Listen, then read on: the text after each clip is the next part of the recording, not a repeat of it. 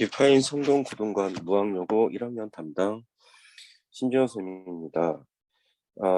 우선 첫 번째로 무학여고가 어떻게 시험에 출제되는지, 그 다음에 작년도에 어떤 기출문제를 갖고선 무학여고의 출제 경향에 대해서 먼저 말씀드리겠습니다.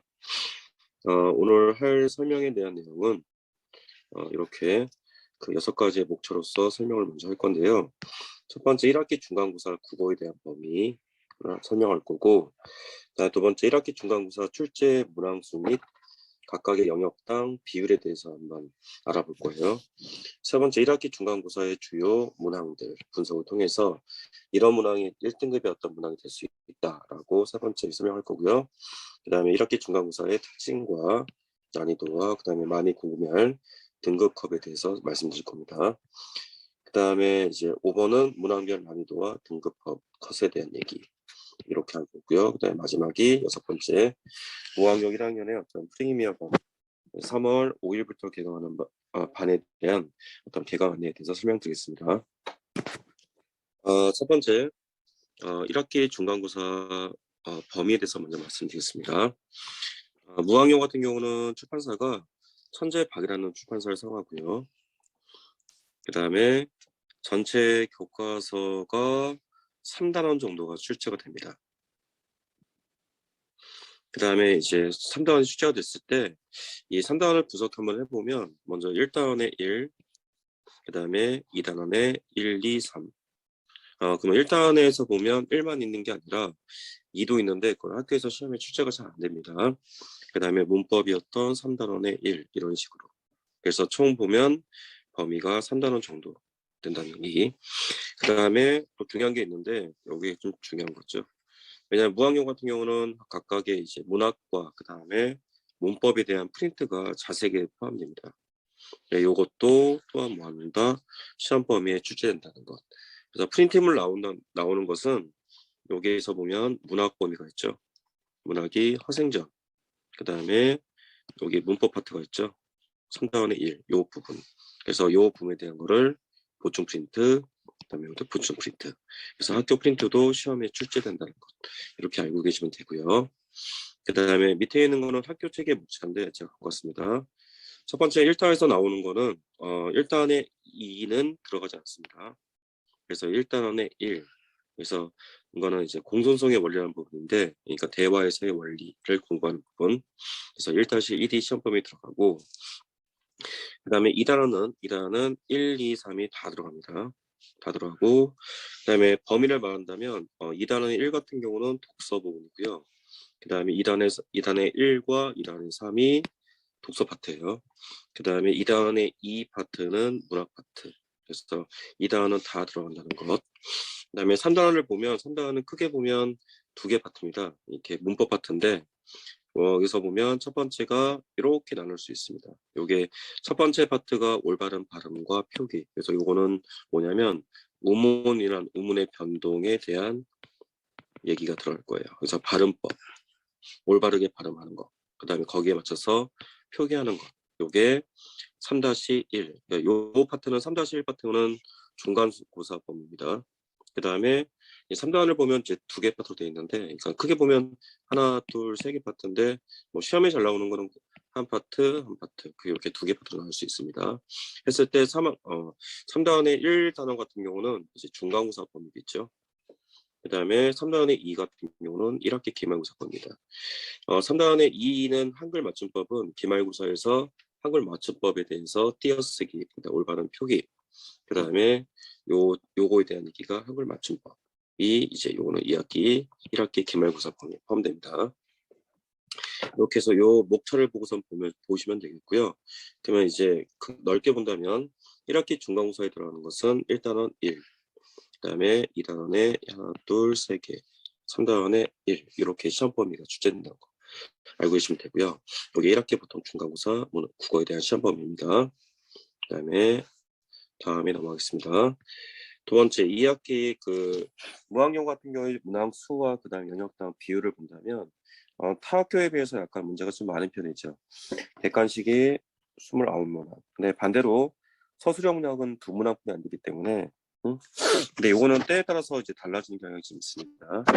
그래도 보면 일반적으로 보면 객관식은 28문항, 그다음에 서술형은 2문항 했을 때 객관식에 대한 문항은 90점, 그다음에 서술형의 문항은 10점인데 이제 부분 점수가 적용이 됩니다. 이 공정서 같은 경우는 왜 그러냐면 이따 보면 설명하겠지만은 그 서술형 문항 속에서 다양한 조건이 있는 문제를 제시합니다. 그래서 이 조건에 대한 부분 점수가 적용된다는 것. 이렇게 알고 계시면 되고요. 다음에 이제 영역단 비율을 말씀드리겠습니다. 첫 번째 이제 화법이 어디냐면 1단원의 1. 1단원의 1이었을 때 그게 이제 공통성의 원리에 대한 얘기인데 여기에 대한 문항수는 그렇게 많지가 않습니다. 3단원 정도. 그러니까 1단원의 1에서 나왔던 문제는 3문항 정도. 그러니까 비율이 좀 적죠. 그다음에 이것도 이제 근데 여기서 중요한 거는 뭐냐면 이 나중에 이제 공부를 할 건데 그 화법에서 좀 중요한 것은 공손성의 원리라는 게 들어갑니다. 그러니까 대화의 원리를 공부하는데 그래서 공손성의 원리를 지금 문제수를 약간 난이도를 높이기 위해서 교과서 외의 지문을 갖고 옵니다.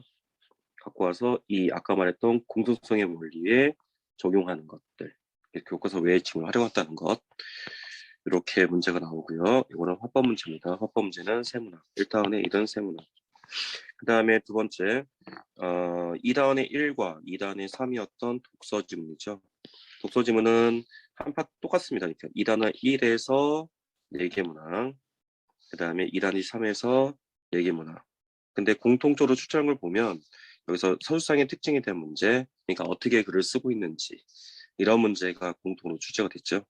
그러니까 독서 지문이기 때문에 어떻게 글을 쓰고 있는가 두 번째 단어에 대한 의미 파악 있죠. 이렇게 단어에 대한 의미 파악 그 다음에 세 번째 내용의 일치와 불일치에 대한 문제. 그러니까 일반적으로 보면 독서 지문 같은 경우가 문제가 서술상의 특징에 대한 문제, 그 다음에 두 번째가 단어에 대한 문제, 그 다음에 내용에 대한 일치 불일치 문제 이런 문제.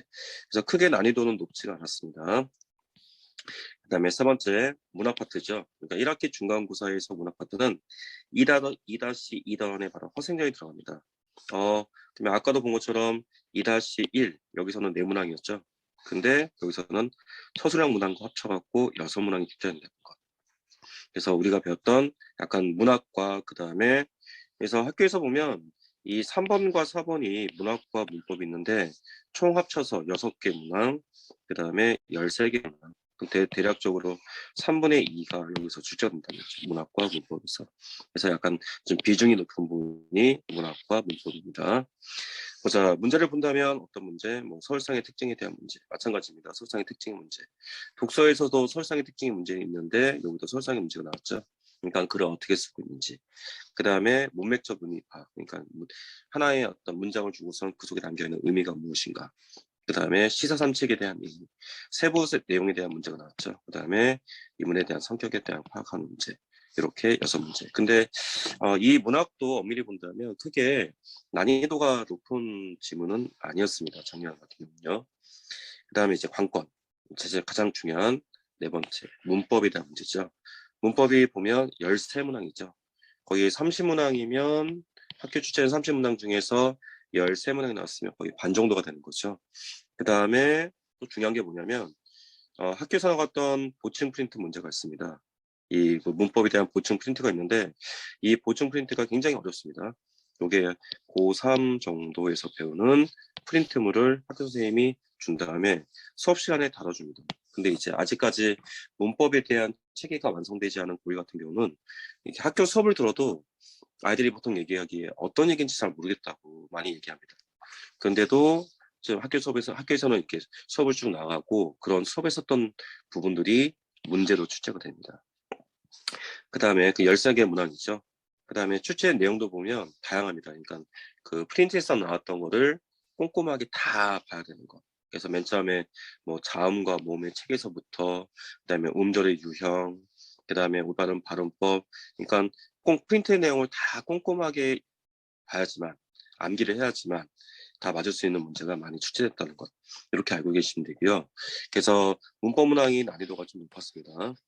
그래서 많이 높았던 부분 이렇게 자, 그래서 요 네 번째 부분도 미리 본다면 이제 그 문법 파트도 이제 무학영어에서의 어떤 1등급을 가르는 포인트가 요 문법 파트라고 보시면 됩니다.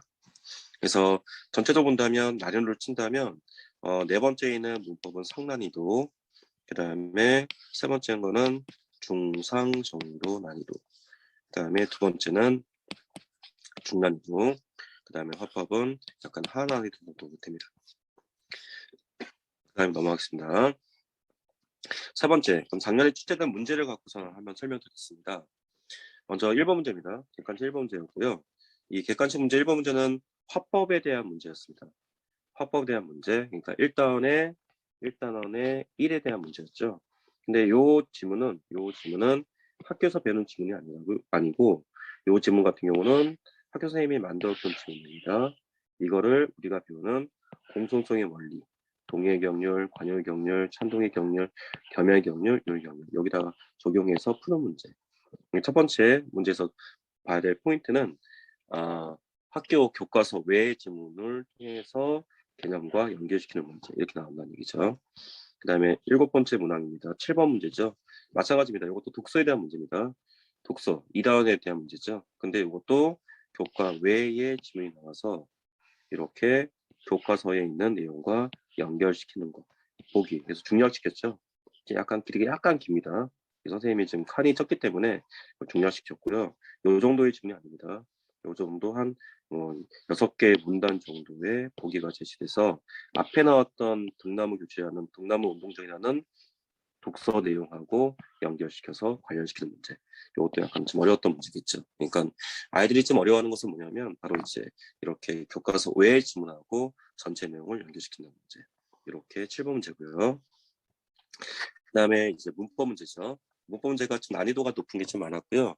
그래서 대표적인 것만 좀 제시한다면 먼저 이제 아이들이 어려워하는 게 요게 이제 보기 2번 같은 경우가 표준 발음법에 대한 조항이에요. 그러니까 뭐 2학년, 3학년들은 많이 봤던 조항인데 이런 조항들을 표준 발음법을 위에 나왔던 사례하고 연결시키는 거. 그러니까 첫 번째로 볼게 보기 2번을 보기 1번과 연결시켜야겠죠. 됐죠? 그 다음에 여기서 봐서 이렇게 연결시킨 것을 밑에 있는 선택지와도 관련시킨다는 거. 이제 나중에 이제 고등학교에 들어가면 알겠지만은 이제 문법에서 보면 뭐 표준 발음법 또는 한글 맞춤법 이런 조항들이 굉장히 중요하거든요. 근데 아직까지 이제 1학년들은 이제 요거 위에 있는 보기만 공부했지 아래에 있는 조항하고 연결시키는 문제는 많이 안 봤을 겁니다. 그래서 이렇게 연결시켜서 위에 있는 사례하고 적용하는 문제 굉장히 중요한 문제입니다. 중요한 문제고 그 다음에 학생들도 어려운 문제죠. 그래서 이렇게 공부할 때는 이런 조항까지도 다 적용시켜서 봐야 된다는 거. 그 다음에 30번 같은 문제는 서술형 문제입니다. 뭐 크게 뭐 위에 있는 첫 번째만 본다면 어려운 문제는 아닌데 이 왕래라는 것은 이제 비음화에 대한 설명입니다. 이 비음화에 대한 설명인데 뭐 그냥 다 대부분 다 교과서에 있는 내용만 공부한다면 쉽게 풀 수 있는 문제인데 이거를 왜 갖고 왔냐면 아래에 있는 조건이 있죠. 이렇게 아래에는 조건이 있죠. 그러니까 요 비음화에 대한 현상을 아래에 있는 조건에다가 연결시켜서 문제를 풀어냅니다. 그러니까 이거 서술형 문제인 거죠. 그러니까 보기처럼 서술이 되겠죠. 그러면 여기에 포인트가 왕능에 대한 발음을 써야 되고 그 다음에 왕능이 왜 이렇게 발음이 되는지에 대한 조건을 써야 되고 그러니까 지금 여기서 보면 몇 개인가 한번 보십시오. 첫 번째가 발음 써야 되겠죠. 1번 두 번째가 이 환경을 쓰는 거죠. 2번 그다음 세 번째가 교체해서 이걸 써야 되고 네 번째가 요거에 대한 현상, 비음화에 대한 현상을 써야 되죠. 그래서 이렇게 조건을 맞아야지만 이렇게 이 30번에 대한 서술형 문제, 6점짜리 문제죠. 요거에 대한 것을 정확히 이해할 수 있다는 것. 그러니까 이런 연습도 많이 해봤다는 얘기입니다. 문제 난이도는 크게 어렵지가 않은데 이런 훈련이 많이 안 돼 있다 보니까 아이들이 좀 어려워하는 부분도 30번 같은 거 어렵겠죠. 30번 같은 문제도 어렵게 생각할 수 있을 것입니다. 여기까지가 주요 문항에 대한 얘기고요. 이제 많이 궁금하실 겁니다. 그러니까 작년도에 어떤 난이도가 어땠나, 등급 컷이 어땠나, 그 다음에 문항별의 어떤 난이도가 뭐였나. 그래서 맨 처음에 1학기 중간고사의 특징 같은 경우는 난이도 같은 경우는 약간 상이었어요. 상이었고 왜냐하면 문법에 대한 부분이 좀 어려웠기 때문에 상난이도 칭할 수 있고요. 그 다음에 뭐 그 학교별 시험의 특징은 다양한 영역에서 출제한다는 것. 그래서 문법이 13문제, 문학이 6문제, 독서 8문제, 화법 3문제 이런 식으로 각각의 출판사에 있는 학교 이제 박영 천세박이라는 출판사에 있는 그 배치 자체가 다양한 영역이 들어가 있는 거죠. 그래도 학교에서는 특히 이제 문법과 문학에 대한 시험 범위가 높다는 것. 그 다음에 프린트온이 추가한다는 것. 그 다음에 더 특히 세 번째 문법의 난이도가 높다는 것. 고3 수준까지 올라간다는 얘기죠. 그러니까 되게 예외를 많이 공부해야 됩니다. 그래서 프린트를 꼼꼼하게 외워야 되고 프린트 자체가 좀 어려운 얘기가 좀 많습니다. 그다음 네 번째 기타 외적 증거 보기가 많이 나온다는 얘기죠. 그래서 보기에 대한 문제도 출제율이 높다는 것. 그래서 또 마지막에 타 학교에 비해서 문항수가 좀 많다는 거죠. 그래서 일반적으로 본다면 25개에서 20개 그 사이에 출제되는 학교가 좀 많은 편인데 이제 무학여고가 뭐 크게 많다는 뜻은 아니에요. 그래서 그래도 30문항이니까 약간 시간이 부족할 수 있다는 것. 이렇게가 학교의 시험의 어떤 난이도 그 특징이라 볼 수 있습니다. 그 다음에 5번 문항별 난이도의 분포와 특징 보면 상문학은 9개 거의 다 이제 여기서 보면 객관식, 서술형 대부분 다 문법 부분이 포함됩니다. 그 다음에 중난이도가 3문항 정도 하나이들은 3문항가 되겠죠. 중요한 거, 요 부분이 중요합니다. 1등급 컷 96점입니다. 2등급 컷 92점, 3등급 컷 86점이죠. 이게 난이도가 상이었는데도 아이들이 이렇게 점수가 등급이 높았던 이유는 1학기 중간고사이기 때문에 그렇습니다. 1학기 중간고사는 대부분 다 학생들이 공부를 하겠죠. 그래서 약간 문제가 어려웠는데도 등급 컷은 약간 높은 편이었어요.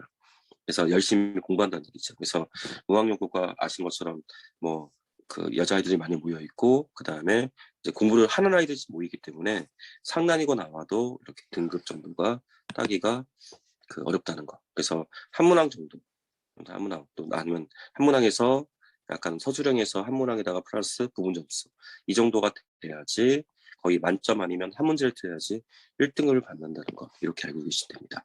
특히 포인트는 바로 어디입니까? 문법과 문학이라는 거. 2단원의 3과 그다음에 3단원의 1 여기가 난이도의 상난 1등급의 어떤 포인트였다는 거 이렇게 말씀드릴 수 있고요. 여기까지가 이제 학교 무학여고에 대한 어떤 출제 경향이나 분석입니다. 그다음에 이제 내신 대비 안내반 개강에 대한 안내를 하면 3월 5일 날 개강하고요. 9시부터 12시까지 개강하죠. 이제 거의 지금 이제 마감이 상태가 됐고요. 저희 목표는 무학여고 1등급 목표로 하고 있습니다. 전교 상위권을 목표로 하고 있고요. 그다음에 전체적으로 보면 수업 시간에 내신 교과 당연히 다뤄야겠죠.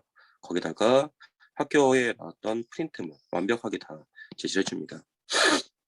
그래서 수업하는 거 무학여고 교과서와 프린트 완벽수.